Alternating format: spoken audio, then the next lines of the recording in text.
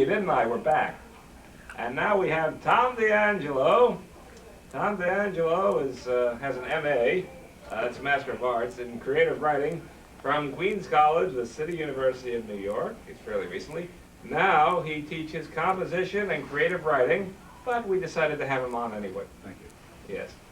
He claims to have been influenced by William Carlos Williams in person, Bob Dylan through the mail, and the biblical poet Jay through a Ouija board. That's right. I believe. He also writes songs. He's a musician. He plays the bass. He plays the harmonica. He plays the guitars. He plays something called the keys. Now, Keyboards, Robert. oh, keyboards. I play the keys too when I'm trying to unlock my car. I mean, it makes this nice jingly sound and all that. Let's see. He does a very interesting Poet to Poet live reading in South Flushing, very close to the Queens College, and also close to what used to be Booth Memorial Hospital in case something goes wrong. So, Tom, welcome the Poet to Poet. Thank you, Robert. What brings you here? Actually, 1979, Maroon. No plugs like that. How about a poem? Okay, fine. You mentioned the biblical poet Jay, and Yeah.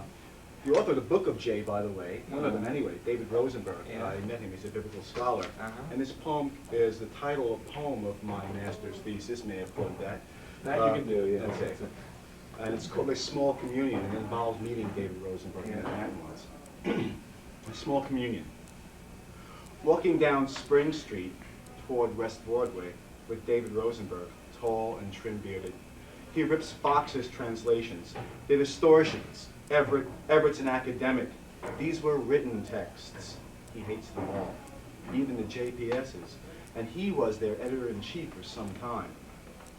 And then 4 teenage Latinas stop us in front of El Coyote and ask David, "Yo, which way is Mulberry Street?" I point behind him and smile.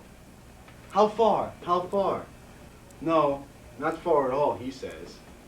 We split at Broadway, and on the E train back to Queens, a black prophet, a new Baptist, preaches the word. What's it matter? A man gains the world but loses soul. He bends down to a white-haired woman. He wants you to live forever, man. He swings around the matted chrome pole in the middle of the car. I can't comprehend one lifetime. No man knows.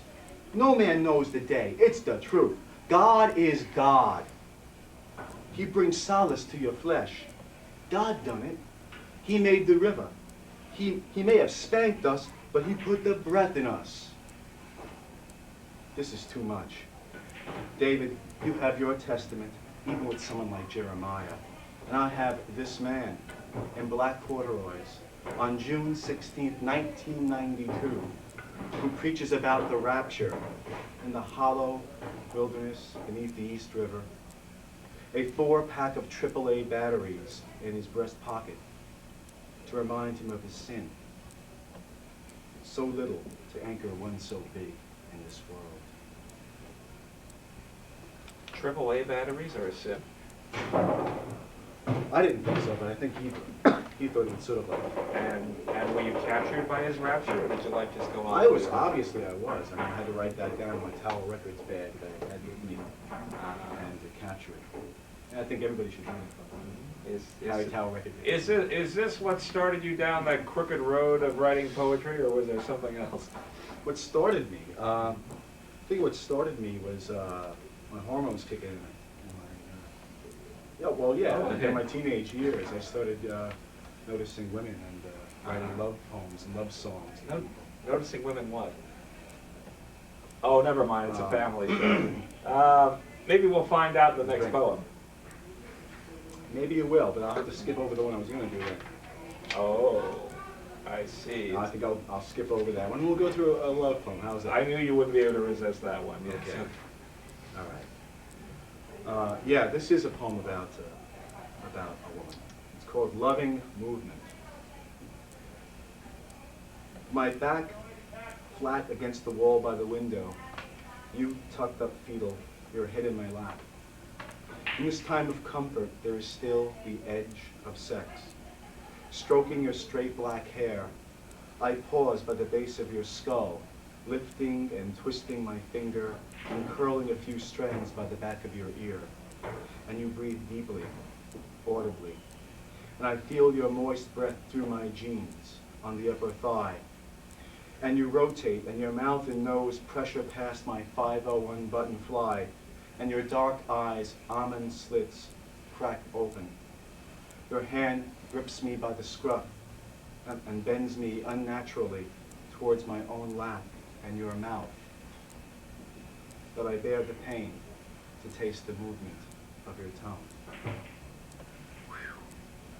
Ladies, we will be flashing Tom's 800 number a little later on in the program, but please get your lawyer's permission to dial first before we do that. So, we've gone from the book of J to the story of O.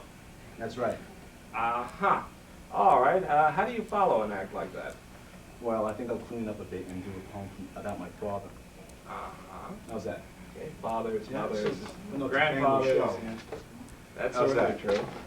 Get a lot of requests for this one, so I figured I'll do it for our audience. Uh-huh. This one's simply called Dad.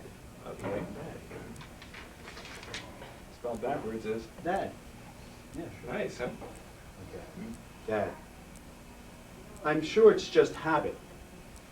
Some phenomenon psychologists have well documented. But times when my father and I are alone, Mom out playing bingo on a Saturday afternoon, Dad and me make the same guttural sounds, clearing our throats of phlegm, and when sharing a sink, burrowing our fingernails of grease, we can almost confuse our palms. And lying sober on a hot, quiet night, I keep count for an irregular heartbeat. I can't ever forget him, his signature scrawling in the fibers of my heart. Tom, when your composition students come to you with poems like this, They what do. do you tell them? What do I tell them? Yeah. I encourage them. A lot of times my students come to me, they know I'm a writer, Yeah. and even though we're teaching them expository writing, some people do come up and actually give me poetry. And I always encourage it. And I tell them, hey, don't expect it back right away, because I have to do everything else I have to do first. Sometimes I hold it for a couple of months, to tell you the truth. But I really do encourage it, and I encourage everybody I meet to write. It's Now- one of my things. Now, I happened to attend one of your student writing parties in which everybody was swapping pages out of their journals. How significant is a journal to the development of a writer? Oh, very significant, Rob. I really encourage journal keeping. I tell my students to carry around little scraps of paper with them in their wallets, just to jot things down, little bits of inspiration. A kernel of a journal?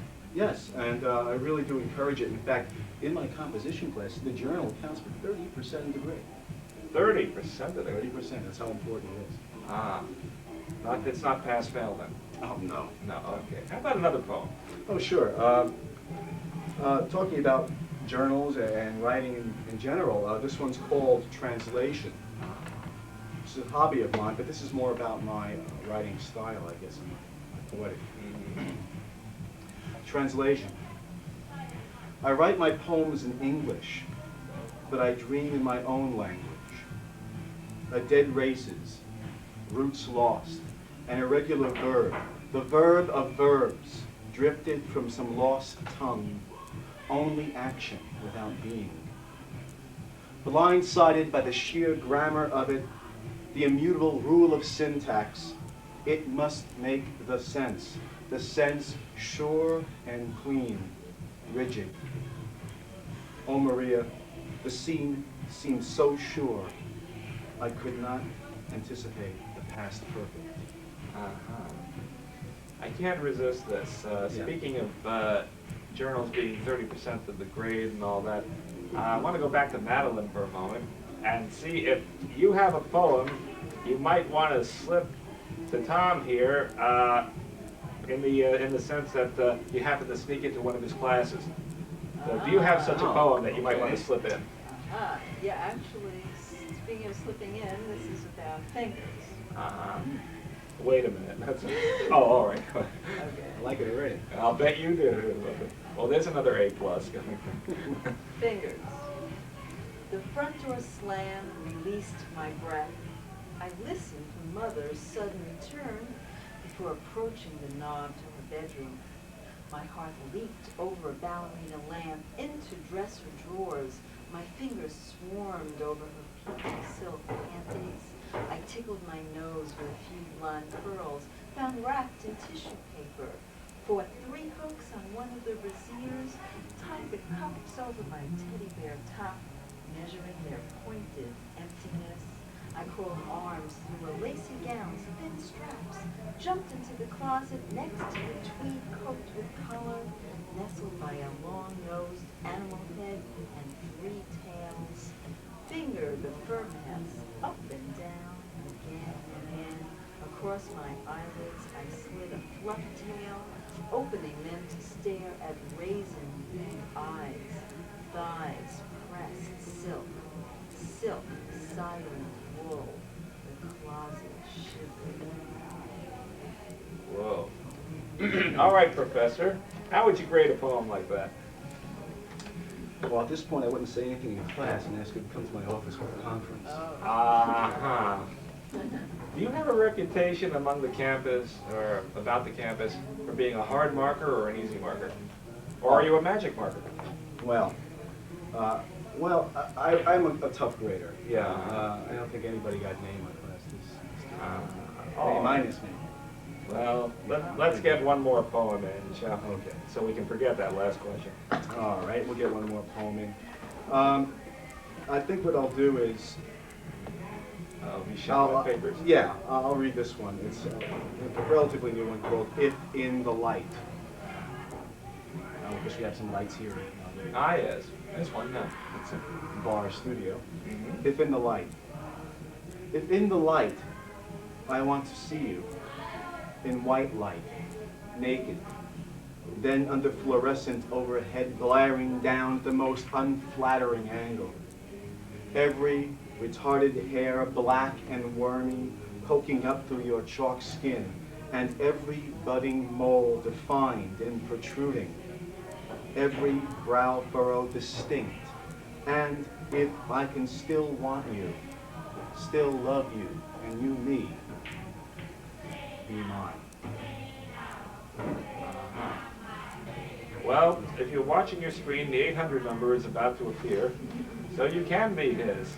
And that's Tom DeAngelo over here, of late of Queens College, teaching and learning and doing all kinds of stuff. And Tom, we're glad you came on Poet to Poet. Thanks, Bob. And we're also glad that Madeline Artenberg came on Poet to Poet. Where's my 800? You didn't give it to me before the show, so I'll have to wait for your next visit. If I haven't done it already, thanks to Gussie and the gang at the Cozy Corner here in Ridgewood, Queens, which is a great place to have a poetry reading, or a drink, or a meal, or anything like that. I want to slip in another little warning, if I might, about social justice. A poem called "Oh, Brother." My pet theory is that we already have achieved universal brotherhood, and our present social ills and difficulties are actually being caused by sibling rivalry. Well, that's about as spiritual as we can get. How spiritual do you two feel after doing this show? I'm feeling very spiritual. How are you? I have some more wine. I'm great. Even more spiritual. That's about as spiritual as you could. I'm down to the ice myself, so cheers. Cheers.